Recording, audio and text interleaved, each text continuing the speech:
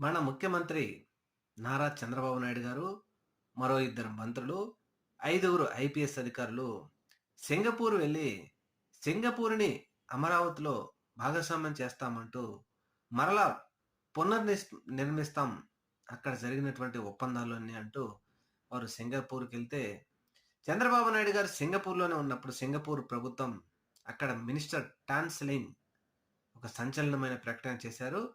ముఖ్యంగా అమరావతి నిర్మాణంలో మేము భాగస్వాములం కాలేము. అక్కడ ఇంతకుముందు ఈశ్వరన్ సమక్షంలో జరిగిన ఒప్పందాలన్నింటినీ మేము రద్దు చేసేస్తున్నాం.